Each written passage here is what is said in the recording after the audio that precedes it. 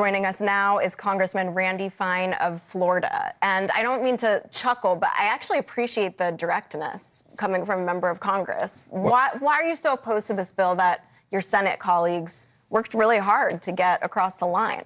Well, I don't know how hard they did work. Okay. They passed it at 3 o'clock in the morning. There were 5 senators there. We've been told many of the senators didn't even know about it because they started writing it after midnight. So I don't know how hard it was. Now, clearly they wanted to get on vacation, and I think that was the focus. But it didn't do what you claim.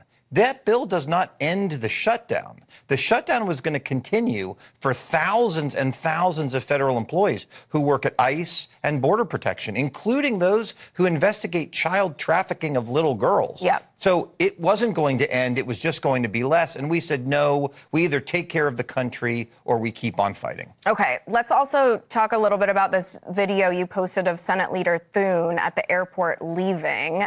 You can see him here. Do you expect Thune and the other leaders to come back?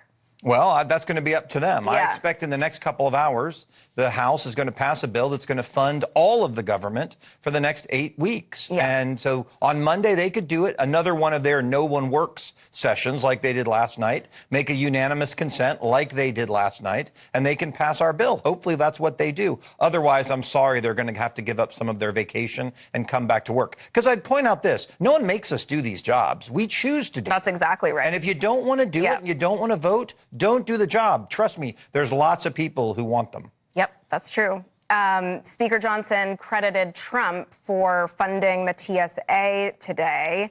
Let's take a quick listen to this, and I'll get your reaction on the other side. We are very grateful to have a strong commander-in-chief in the White House who has taken real leadership. President Trump has already ordered by executive order that TSA agents will be paid, and that machinery is in process right now. So where's the money for that?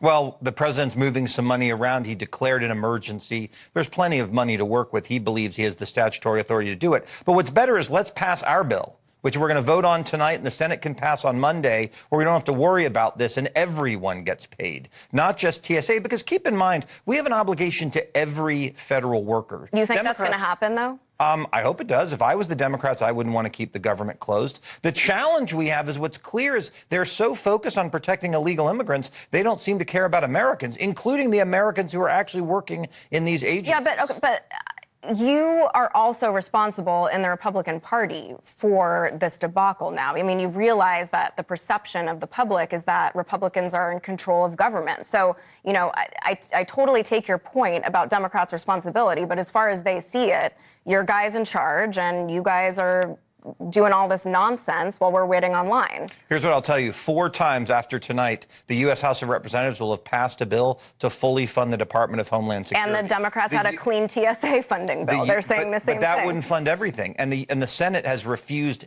once to fund the entire government. Even the bill they sent over, thousands of federal workers, and they probably would be unpaid forever based on the views of the Democrats. So I think we need to do the right thing, reopen the government, and get back to business. I want to ask you about the masking of ICE agents really quick. Borders Czar Tom Homan, as you probably know, said this issue's a non-starter.